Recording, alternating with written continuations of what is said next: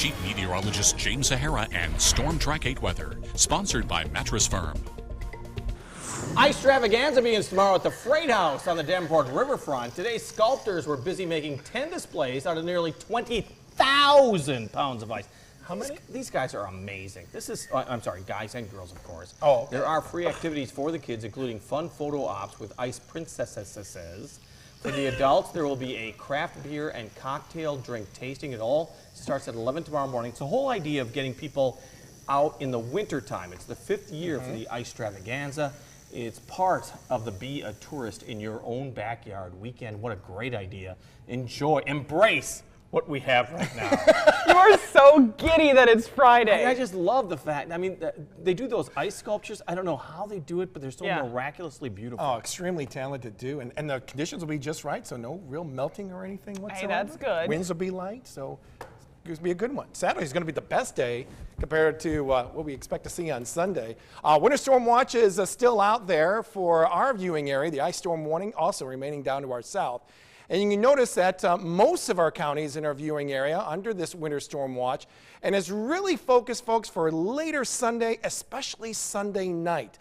Now, there is that possibility adding a little accumulation to ice between 1/10 to maybe 1/4 of an inch. But keep in mind, there's also going to be a little light snow and sleet mixed on in, which could add up to less than an inch. So you put those two together, and this is where roadways could get really nasty. And I would say, for areas south of the Quad Cities, I would say we're talking about a late Sunday evening event. As you get to the Quad Cities and points northward, I think you're talking about a late Sunday night going into the early morning hours on Monday. I would say before sunrise on Monday. So that's the breakdown I see from south to north.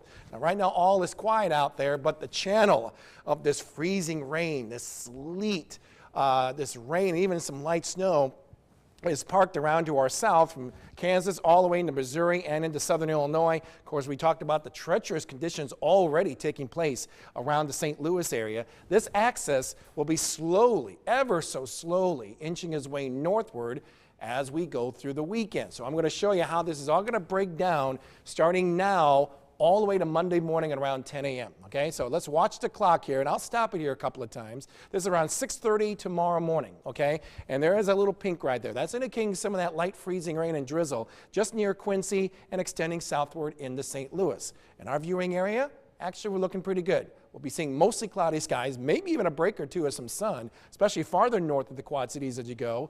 But more importantly, it is staying dry. This is 3:30 in the afternoon. Still looking A-okay. So let's move the clock even more to 9:30 in the morning on Sunday. And look at this. We're still looking pretty good, all right? But you can see the axis is still not too far away, okay? Now slowly making its way northward. What's going to happen by the time we get to about 4 o'clock on Sunday, even though we're seeing all this activity to the south, the air around here is going to saturate enough that even though we're not seeing anything here, it's going to be very light in nature. So we could be talking about more like a freezing drizzle or a very light snow or sleet event that will be developing from south to north. That will hold true even around 10:30.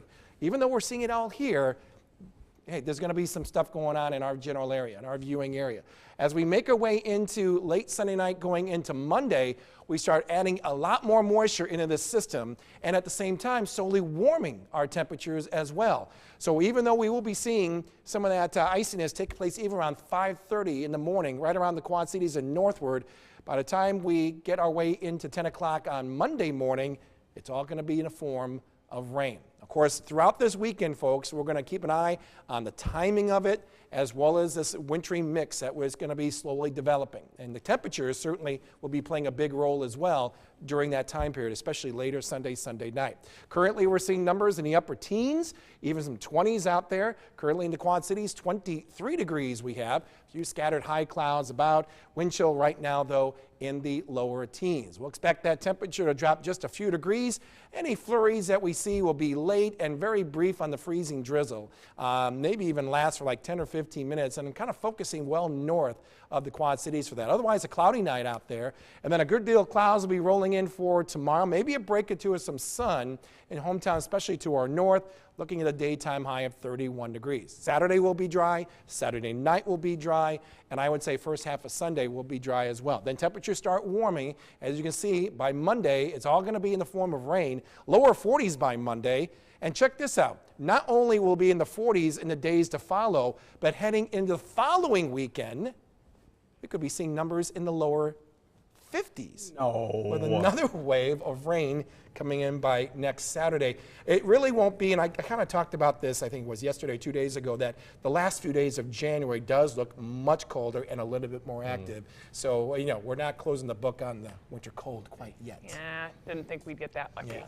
Thanks, Let's James. talk about summer nonetheless. The Bix Jazz Festival returning to Davenport this year at a brand new location. After a year in Bettendorf, that was last year, Bix Fest will be back at Davenport this summer. Not the riverfront, but at the Rhythm City Casino and Resort. The event is scheduled for August 3rd through the 5th. Organizers hope Rhythm City's hotel and restaurants will make it a convenient spot for out-of-state visitors looking to enjoy great jazz music. It really is like a homecoming. It's like a family reunion every year. People see each other, they give each other hugs, but they're there to hear the music and see the musicians playing this great music that Bix brought to life so many years ago.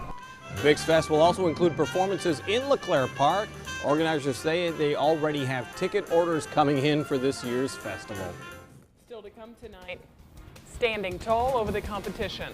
The sudden growth for a Davenport basketball star and how it's impacting his life both on and off the court.